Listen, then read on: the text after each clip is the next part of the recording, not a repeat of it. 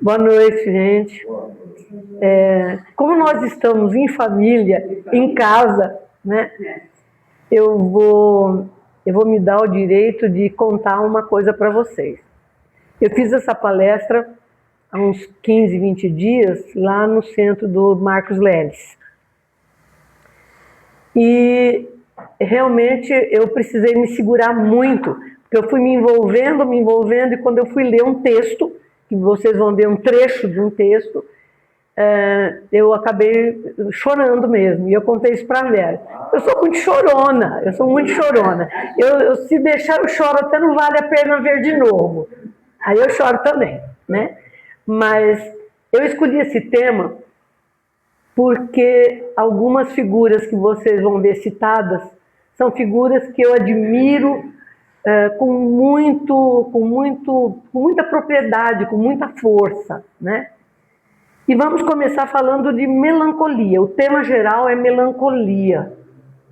A melancolia no Evangelho segundo o Espiritismo vem em meia página só. Não vem mais do que meia página.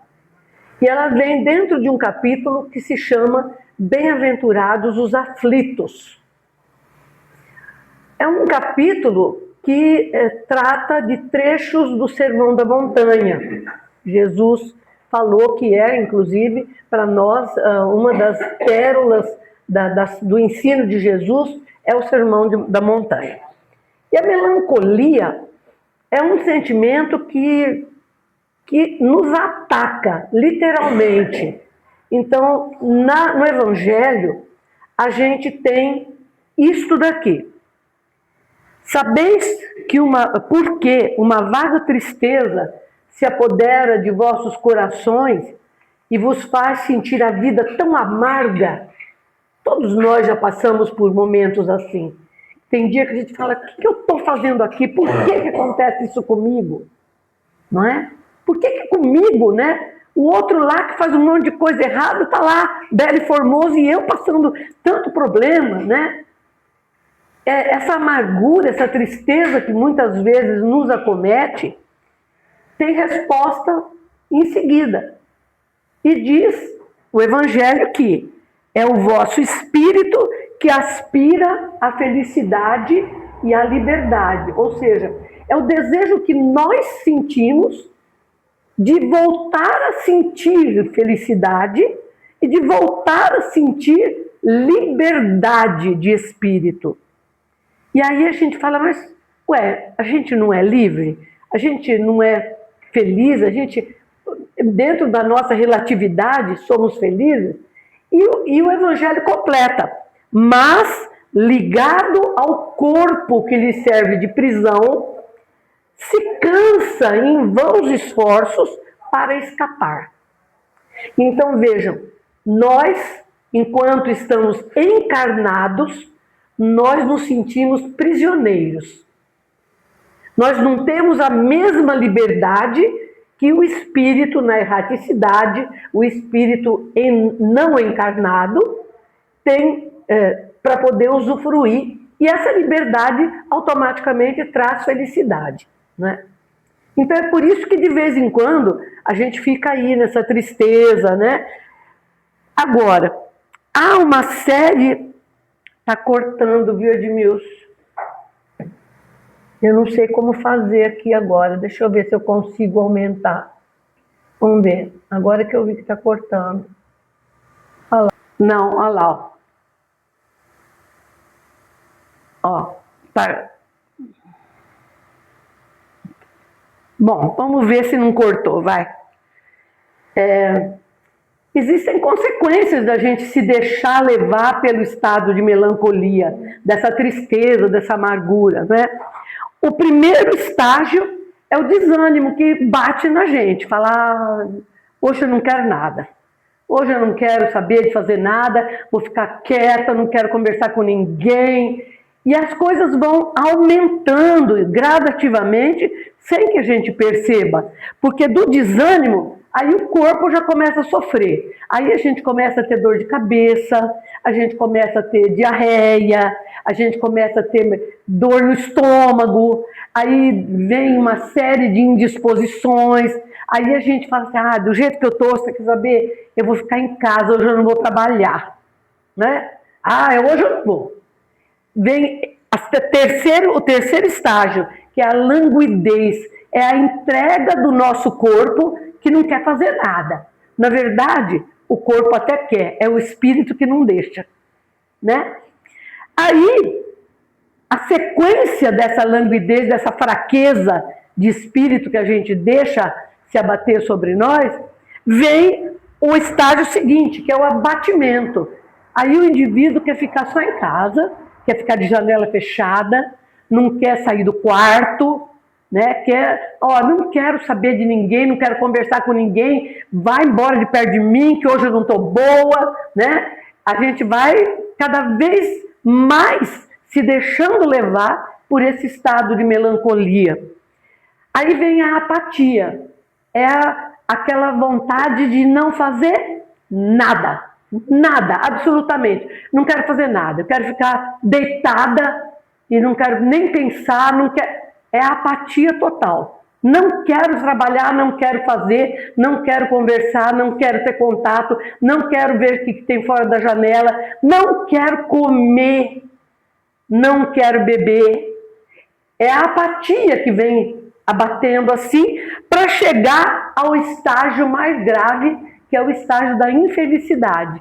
Porque aí a pessoa fala assim, eu sou infeliz mesmo, Deus esqueceu de mim, não é?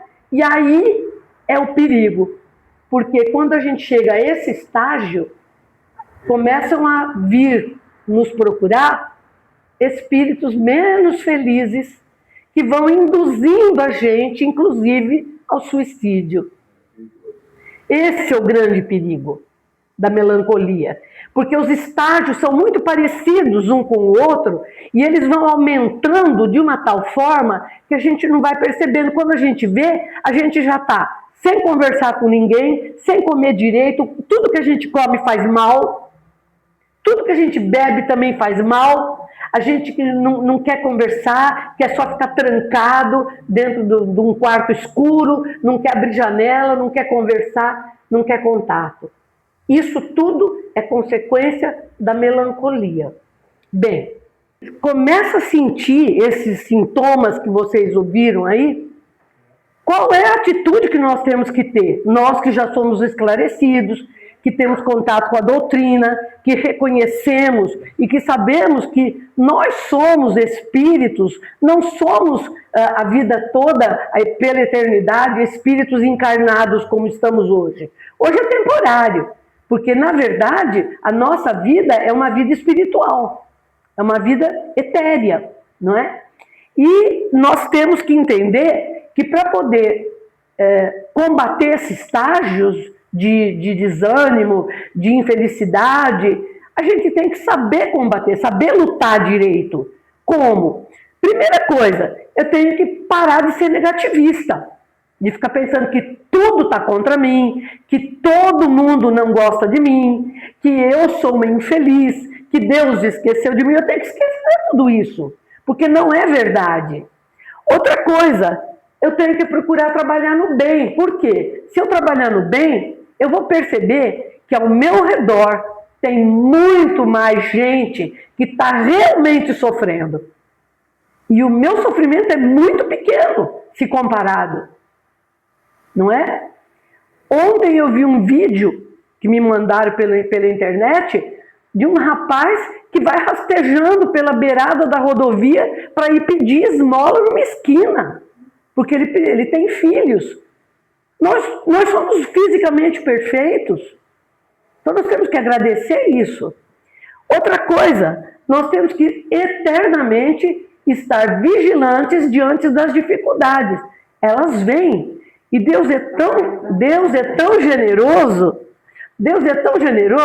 que Ele manda as dificuldades para nós de forma sucessiva, não simultânea.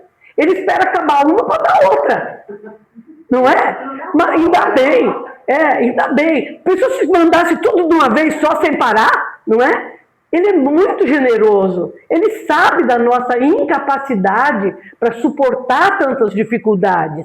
Então ele manda sucessivamente, é uma depois da outra vencida. É aí que está o segredo da bondade de Deus, não é? E por último, nós temos que mostrar que compreendemos que a nossa vida encarnada é uma vida temporária, muito passageira. Não é essa que vai valer pela eternidade. Igual a essa, nós já vivemos várias e vamos viver outras ainda, não é? Mas é preciso que a gente tenha sempre em vista isso daí, essa compreensão do que é eternidade e do que é tão passageiro na nossa vida encarnada. Muito bem. Opa! Aí, quando eu disse para vocês, olha, nós não somos eternamente como estamos aqui hoje, né? É porque nós somos espíritos. O espírito é eterno, né? E o espírito vem de onde? Ele vem da pátria espiritual. Onde é que fica essa pátria espiritual? É para onde a gente vai depois que desencarnar. A gente volta para a pátria. A gente sempre ouve falar assim, não é? Ah, agora que a pessoa desencarnou, está voltando para a pátria espiritual. Mas cadê essa pátria espiritual?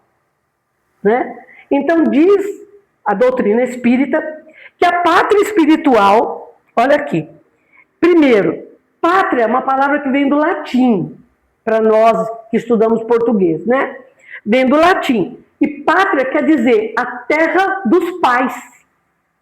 Quer dizer, a terra nossa de origem, não é? Patriota é aquele que nasce na terra dos pais. Nós todos somos patriotas, né? Nascemos aqui na terra dos nossos pais. O conceito de político da palavra é esse daí. É o lugar onde a gente nasce. Mas a doutrina espírita diz o seguinte, no Livro dos Espíritos, Kardec, na questão número 317, pergunta isso ao espírito de verdade. E diz assim, os espíritos conservam, depois da morte, o amor à pátria? Mas ele está falando da pátria onde a pessoa nasceu, né? Encarnada. E o espírito de verdade responde, para os espíritos elevados, vocês, eu não, né? Para os espíritos elevados, a pátria é o universo. Na Terra é aquela em que possuem maior número de pessoas simpáticas. Ou seja, eu nasci no Brasil. É claro que se eu desencarnar, automaticamente eu vou ficar vibrando dentro desse território. Mas pode ser que um dia mais elevada eu saia daqui e falar, não, eu quero ver o meu tempo em que eu morei na França. Que chique, né, Silvia? Ah, vou lá ver em Lyon, quando eu conheci Kardec. Ah, meu Deus do céu, né? Quem dera, quem dera. Então, essas localizações de pátria, elas vão variando conforme as reencarnações que a gente tem.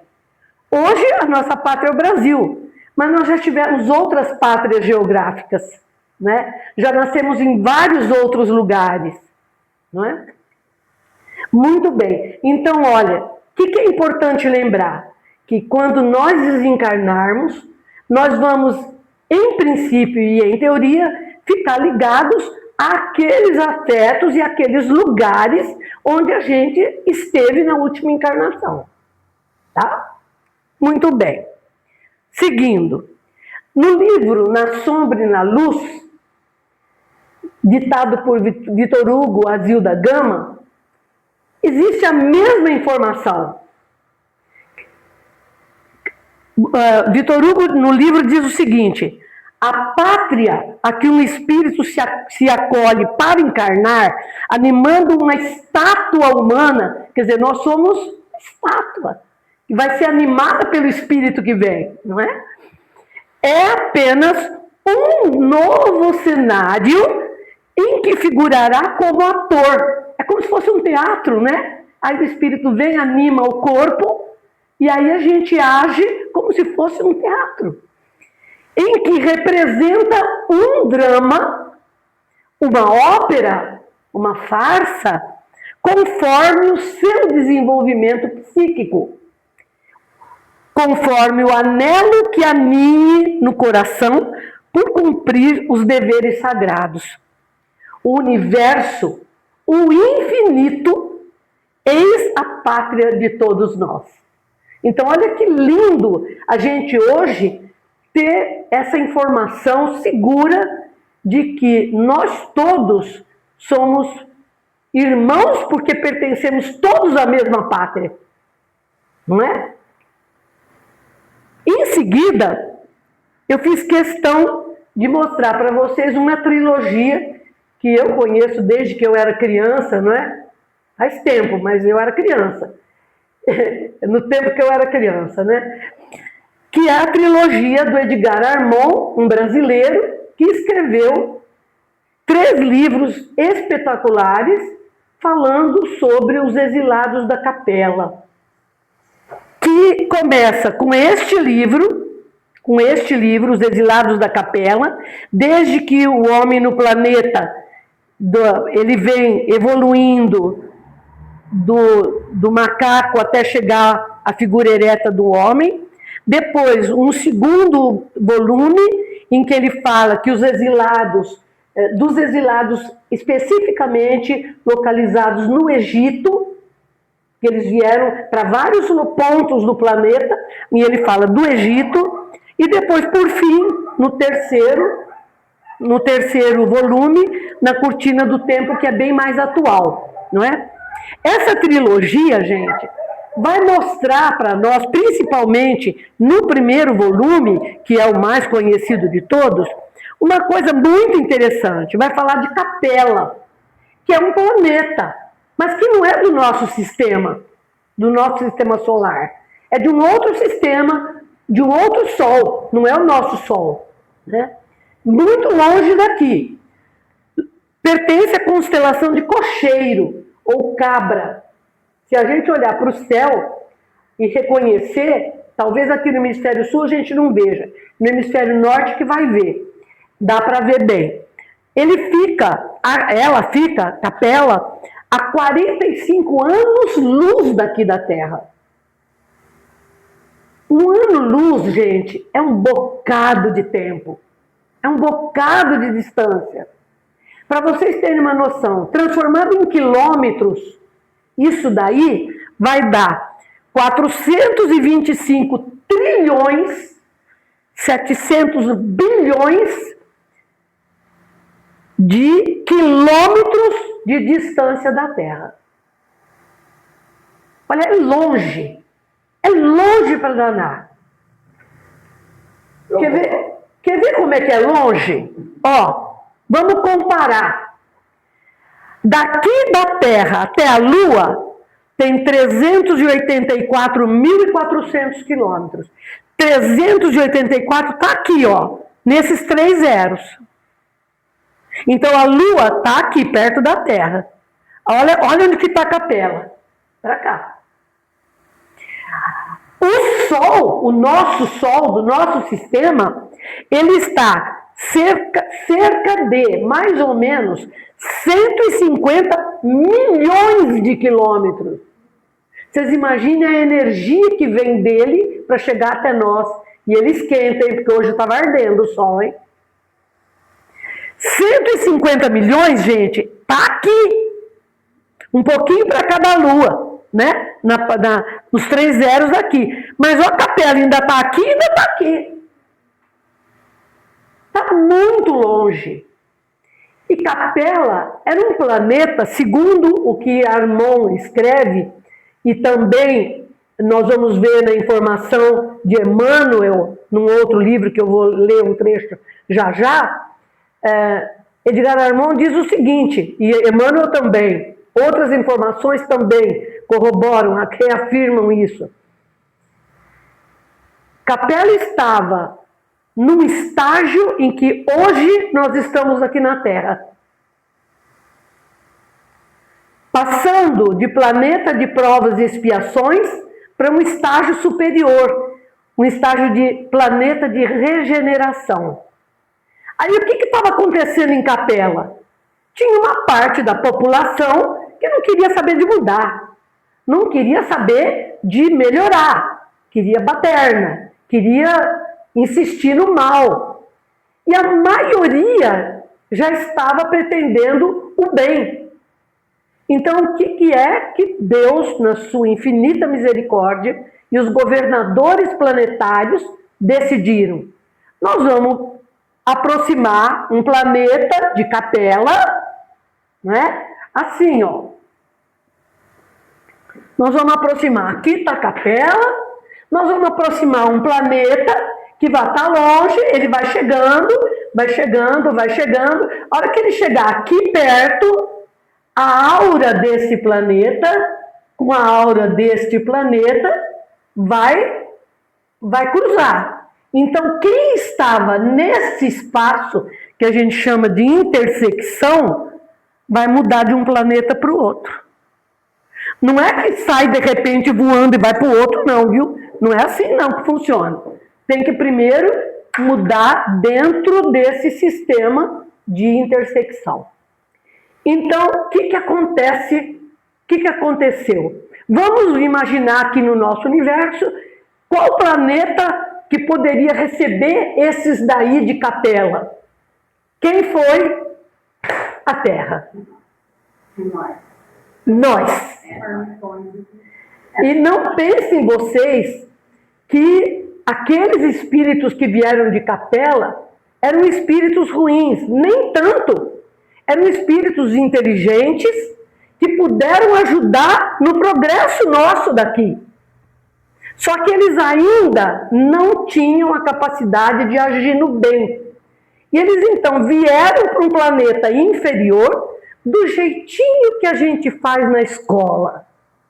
Quando o aluno não aprende, o que faz? A turma vai para o ano seguinte e ele fica para trás. Foi o que aconteceu. E é isso que está acontecendo hoje conosco. A gente está se preparando para entrar numa fase planetária mais elevada, mas nós estamos encontrando empecilhos, espíritos e pessoas encarnadas, espíritos encarnados, que estão insistindo no mal e que serão degradados, serão mandados embora do nosso planeta. Vamos ver mais adiante. Uma coisa interessante aqui. Na Terra, os exilados da Capela. Isso daqui está no livro A Caminho da Luz, de Emmanuel, ditado a Chico Xavier. É um livro que não é muito fácil de ler, então eu trouxe só um trechinho para esclarecer, para vocês verem que não sou eu que estou falando, é a doutrina. Né? Diz o seguinte: sobre os exilados da Capela que vieram para cá, aqueles seres angustiados e aflitos, gente, angustiados e, claro, eles estavam lá no bem bom, num planeta que já ia mudar para regeneração. Aí, de repente, vem a informação, não, vocês vão voltar para um estágio primitivo, vão começar de novo, num outro lugar.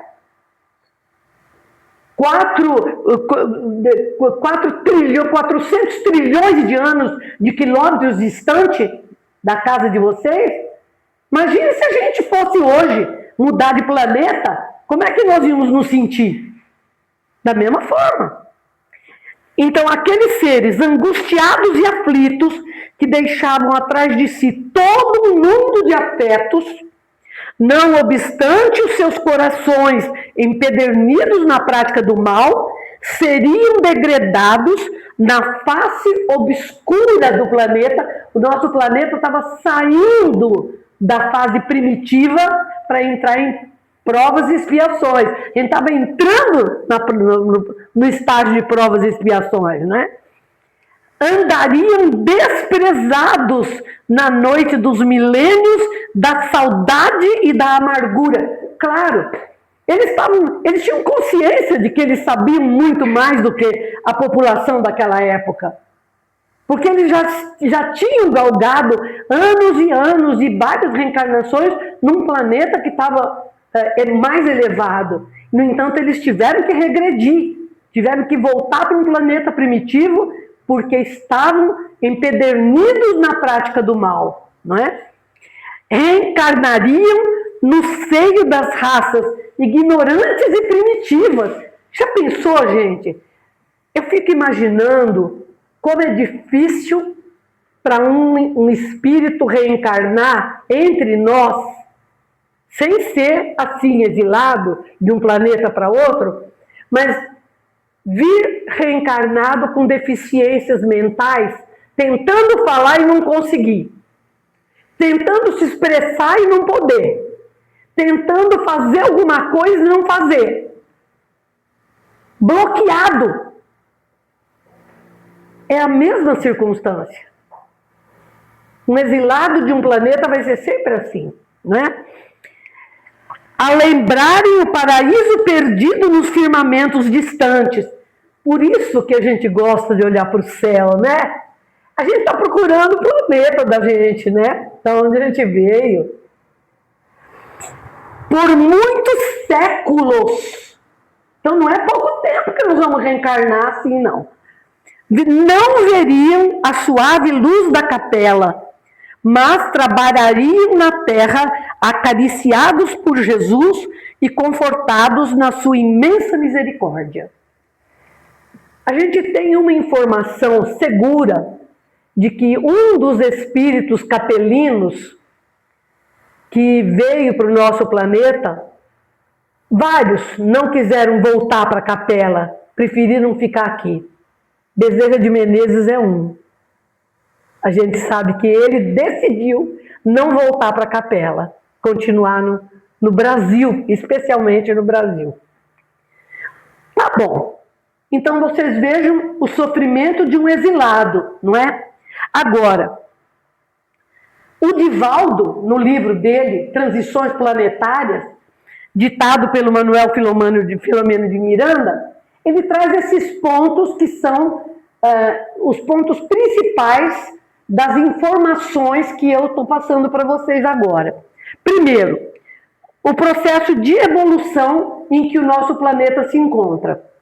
A Terra está passando por um período de transformação, onde o planeta deixará de ser um lugar focado na dor e na expiação de karmas passados, para se tornar um ambiente de regeneração, onde a dor é substituída pelo aprendizado e a maldade pela fraternidade. Então nós estamos mudando de um tipo de planeta para um outro tipo de planeta, de um comportamento onde o mal ainda predomina para um comportamento onde o mal não vai mais predominar. Outro ponto importante, reencarnação de espíritos de luz. A gente está cansado de ver que tem bebê que nasce hoje e não fica mais assim durinho, enrolado no coeiro, né? Nenhum nenê fica mais enrolado assim. Eles começam a andar cedo, eles começam a falar cedo e eles falam coisas que a gente fala, mas como é que essa criança está pensando isso para falar? É porque são espíritos já preparados para virem, para habitar a nova fase do nosso planeta. E nós sabemos que, hoje nós vamos até 10h20. Eu estou vendo que está pausado, sabe? É. Ô, Vitor, está pausado esse vídeo. Bom, reencarnação de espíritos de luz. Espíritos evoluídos, muitos deles vindo de outras esferas, estão reencarnando no planeta para auxiliar na transição moral e intelectual da humanidade. A gente está vendo isso. Na nossa família tem isso. A gente vê os adolescentes, as crianças, falando coisas e pensando coisas que a gente fala, mas como mudou desse jeito o mundo em 50 anos Que eu que tenho 80, outro dia eu estava falando, alguém me perguntou, puxa, mas que história é essa de fazer concurso de carta, um troço antigo desse? É antigo mesmo, agora que eu me dei conta de que é muito antigo. Mas no meu tempo de adolescente, eu escrevia carta para namorado. Eu escrevia carta para o meu pai e para minha mãe, quando eu estudava fora. E tinha que ir ao correio, lamber selo, pregar lá do envelope para mandar. Agora a gente usa o computador, agora a gente usa celular, e agora o celular tem vídeo. Eu chamo e falo com a pessoa, até do outro lado do mundo. Então, em 50 anos, a tecnologia deu um salto tão grande que é justamente para preparar o planeta para essa mudança, não é? Outra coisa importante, fertilização in vitro, que é a forma científica de se procriar, né? A obra aborda casos reais onde a espiritualidade utiliza a fertilização in vitro para auxiliar espíritos evoluídos a reencarnarem, criando sintonia com pais que se dedicam ao bem. Era a proposta, né? Outra coisa importante, exílio de espíritos inferiores. Vamos voltar lembrando os exilados de Capela.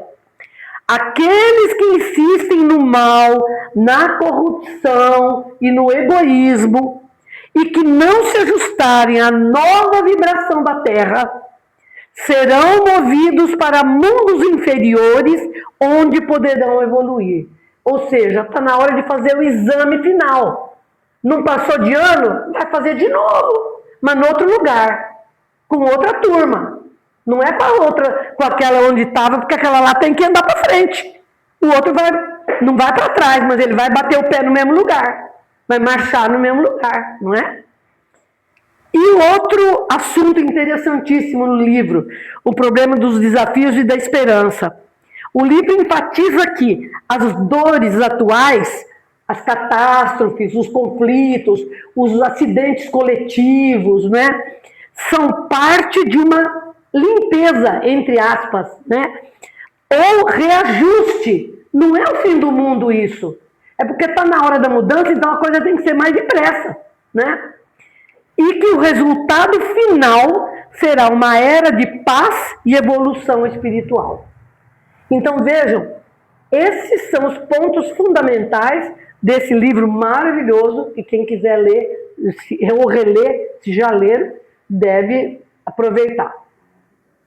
Bom, transição. Eu falei até agora de transição. Os exilados vieram para cá. O Emmanuel já falou, Kardec já falou, o Vitor Hugo já falou, o Divaldo já falou. Mas por que a gente fala de transição? A transição, gente, é um movimento muito delicado e imperceptível. A gente não percebe. Se hoje, maio de 2026, nós nos olharmos no espelho e tentarmos saber como a gente era um ano atrás, nós vamos ver que hoje nós somos diferentes. A gente não percebeu, mas a gente está diferente. Se a gente for mais ainda para trás, 10 anos, a gente vai ver que muito do que eu pensava há 10 anos, hoje é outra coisa que eu penso. Muita coisa mudou, não é? Então a gente vai percebendo só quando a gente vai analisar realmente, e a transição é assim, ela é contínua, ela é ininterrupta, não tem como interromper e ela não dá saltos, ela vai devagar, mas continua. E nós estamos dentro dela. A cada fase planetária, a população humana atravessa o período da separação entre o joio e o trigo. Isso que eu desenhei lá, que os planetas vão se aproximar, isso acontece frequentemente no universo. Não é uma coisa incomum, não. Isso acontece muito. Porque existe esse movimento de um planeta para o outro, né? E o nosso planeta já passou por fases, não é? Quando ele recebeu os primeiros habitantes, o reino animal que veio para cá, quando ele recebeu o reino vegetal, que o planeta já tinha resfriado, são fases que nós fomos vencendo em milhões de anos. Não é pouco tempo, não é? Agora, uma pergunta que eu quero fazer para vocês. Qual que é o nosso destino particular? Qual que é o meu destino, Rosali? O que eu vou fazer? O que vai acontecer comigo na hora que um planeta chegar bem pertinho daqui da Terra, que cruzar a aura de um com o outro assim? Para que lado eu vou pender? Será que eu vou ficar aqui ou será que eu vou para o outro? Porque se eu for para o outro, eu vou começar tudo de novo. Lá eu vou ser mais inteligente do que a maioria, porque eu vou ser mais experiente, eu vou ter mais conhecimento, não é? Mas eu vou sofrer. Se eu ficar, eu vou herdar aquilo que Jesus dizia, os bons herdarão a terra, não é? Mas, como é que eu vou sentir se eu ficar e a minha filha for para o outro? Como é que eu vou ficar se eu perceber que eu estou aqui num planeta que mudou de estágio, mas o meu marido foi embora para o outro? Então, essas dores, elas vão servir justamente para a nossa evolução. Ninguém evolui sem dor. Diamante só brilha na hora que é lapidado. Né? A pedrinha do anel da gente só brilha porque alguém foi lá e cortou tudo para ela brilhar. Senão não ia ser assim. Muito bem, vamos para frente. O que tem a ver isso com o livre-arbítrio, então? O livre-arbítrio, gente, é a nossa capacidade de escolher. O que eu quero? Eu quero ir ou eu quero ficar? Porque nós vamos passar por isso. Já está passando. Muitos espíritos que já desencarnaram estão no plano espiritual sem reencarnar, esperando essa proximidade, né, de um outro planeta perto do planeta Terra para ser transferido. Eles já sabem que eles vão. Outros que aqui ainda estão não sabem ainda, mas vão. Inclusive nós não sabemos para onde nós vamos. Depende do que nós vamos fazer com o nosso livre-arbítrio. Depende das nossas escolhas. Depende do meu comportamento. Depende daquilo que eu vou fazer, da minha vida.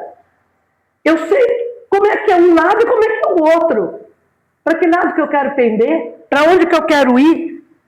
Então, essa amargura e essa tristeza, a gente já sentiu, já provou muitas vezes, por causa de outras situações.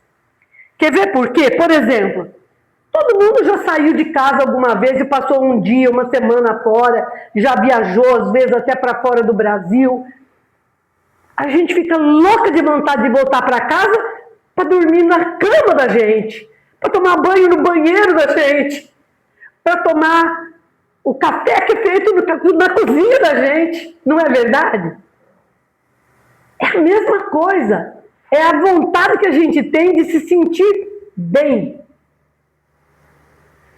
Outra coisa, por exemplo, imaginem vocês, nós não estamos longe aqui no Brasil da época em que vinham navios trazendo escravos, capturados, príncipes de tribos africanas que vinham para cá e eram vendidos a troco de banana para trabalhar de uma forma cruel.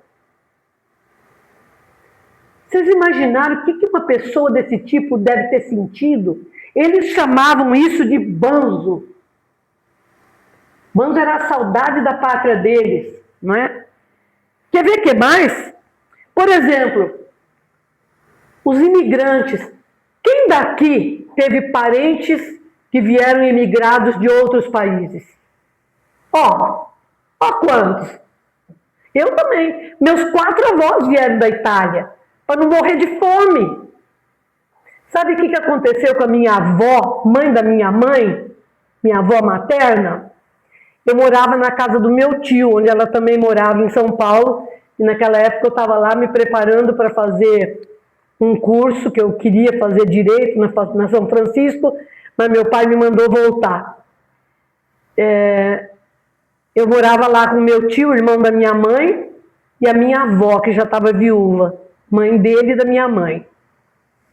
E eu estava no quarto quando ela desencarnou. E a hora que ela estava desencarnando, ela falou assim: agora eu vou voltar para a Itália.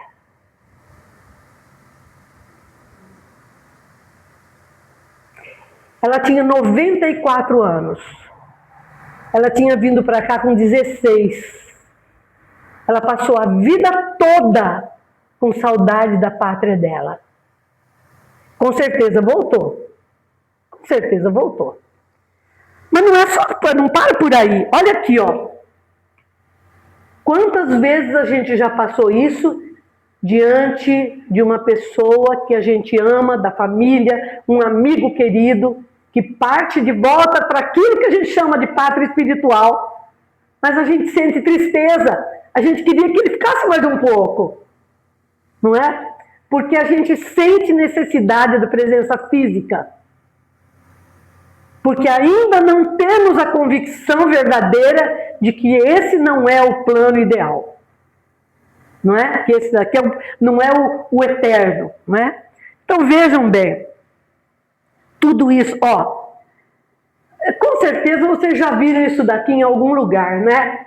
Na escola, a gente sempre ouve criança declamar isso, né? Minha terra tem palmeiras onde canta o sabiá, não é? Olha, as aves que aqui gorjeiam, não gorjeiam como lá. Olha, Gonçalves Dias era brasileiro, estava estudando em Coimbra, em Portugal, e escreveu esse poema. Olha como é que ele termina. Minha terra tem palmeiras onde canta o sabiá. Não permita, Deus, que eu morra sem que eu volte para lá, sem que desfrute os primores que não encontro por cá, sem que ainda viste as palmeiras onde canta o sabiá. Isso é saudade da pátria, não é? Que ele conseguiu transformar em arte, não é? Não só isso, Eduardo de Oliveira, que é um escritor que faleceu há pouco tempo, faleceu ano passado, era um professor, em 65 ele escreveu sobre um poema chamado Banzo. Ele é descendente de 4 avós africanos. Então ele lembra, pela contagem das histórias das famílias dele, né, de o que era ser um escravo, ser capturado lá e trazido à força. E ele, aqui é um pedacinho só também do poema, é longo, mas é lindo. Ele diz: eu sei que sou um pedaço da África pendurado na noite do meu povo. Do fundo das senzalas de outros tempos se levanta o clamor dos meus avós, que tiveram seus sonhos esmagados sob o peso de cangas e libambos. Libambos é uma espécie de canga também que punha no pescoço. Parecia um colarzão de madeira assim, ó, que punha para a pessoa não encostar em nada, não sair correndo, né? Amando ao longe o sol das liberdades. E mais. Vou não chorar, hein? Não quero chorar. Mas olha aqui. Olha aqui. Dom Pedro II, gente, filho de Dom Pedro I, que proclamou a independência, Dom Pedro II, aqui no Brasil, preferiu ser exilado para evitar que se fizesse uma guerra civil no nosso país. Ele foi embora para a França, exilado, que foi o país que o recebeu, porque a princesa Isabel, filha dele, que tinha libertado os escravos, a princesa Isabel era casada com um francês, que era o Conde D, né? Ela morava num palácio, junto com o Conde D. E ela queria que o pai e a mãe fossem para lá. E o pai falou, não, quero morar num quartinho de hotel. E foi morar num quartinho de hotel em Paris, né? De lá, ele escreveu várias cartas. Tem um livro maravilhoso só de cartas de Dom Pedro II. Uma das cartas foi a cópia do que ele deixou para o Marechal Deodoro da Fonseca, que estava subindo como presidente da República, o primeiro presidente da República. Mas esta daqui é a carta que ele percebeu, que ele escreveu quando ele percebeu que ele ia desencarnar. No final da carta, ele diz assim: confesso que perdi as contas de quantas vezes sonhei que estava retornando para minha pátria. Hoje, sinto que minha jornada aqui neste plano está bem próxima do fim. Quando a minha hora chegar, irei me curvar perante Deus, o Rei de todos os reis, e agradecê-lo do fundo do meu coração pela honra de ter nascido brasileiro. Isso é amor à pátria. Isso é a consciência de que a pátria é o lugar onde a gente é feliz, realmente feliz. Não é? E é onde a gente consegue colocar as nossas esperanças para que elas possam frutificar. Tem remédio para isso? Tem. Eu já disse lá no começo. A gente tem que trabalhar. Então, é o trabalho, a caridade, o estudo, a reparação dos erros cometidos. Jesus falava isso, né? Vamos tratar de reconciliar logo com os inimigos enquanto a gente está no caminho. Não é? E a reforma íntima, que a doutrina pregou, falou, olha, a gente tem que se melhorar. Por quê? Porque a gente precisa evoluir.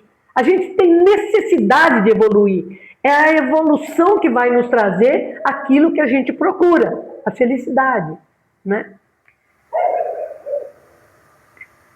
Enquanto a gente se prepara, eu quero dizer para vocês o seguinte: as obras psicografadas pelo Chico e pelo Hercílio Mais, faz muito tempo que eles já disseram para nós que existe um planeta, isso antes da ciência comprovar, que existe um planeta chamado Quiron que está se aproximando da Terra, devagarinho. Não pode ser muito depressa não, senão pode chocar, né? Devagarinho, está se aproximando. Quiron está na mesma situação em relação à Terra de Capela e nós há tempos atrás. O que vai acontecer?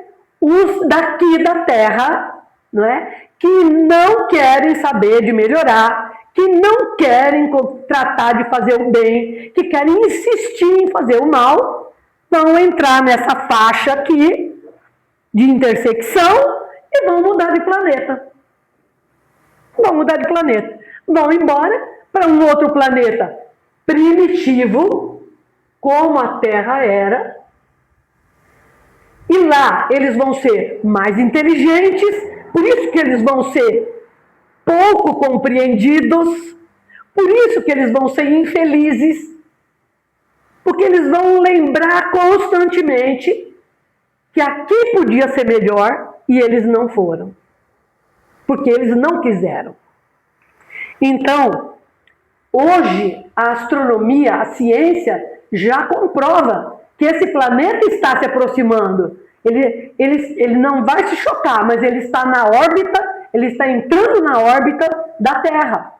E ele vai chegar naquele ponto de interseção onde vai realmente acontecer essa transição. Todos os espíritos que estarão desencarnados, não são encarnados não, desencarnados, eles estão lá na erraticidade, reunidos, eles vão ser transferidos para a aura do outro planeta e esse outro planeta vai se afastar outra vez. Certo? É assim que vai acontecer. Pergunto, será que nós é que vamos ser os exilados? Ou será que nós seremos os bons que herdarão a terra? Por quê? Porque Jesus falava isso, não é? Jesus falava isso. Os bons herdarão a terra. Não só Jesus, o Velho Testamento também falava isso. Que os bons herdarão a terra com toda a sua paz. Está isso em Salmos. Então vejam que tudo isso, gente, não falei para assustar ninguém, mas eu falei para a gente se esclarecer, para a gente entender que quanto mais a gente estudar, mais a gente ler, mais a gente ouvir, mais a gente discutir, mais a gente perguntar, mais nós vamos saber. E o conhecimento traz uma coisa que é importantíssima para nós. O conhecimento traz tranquilidade.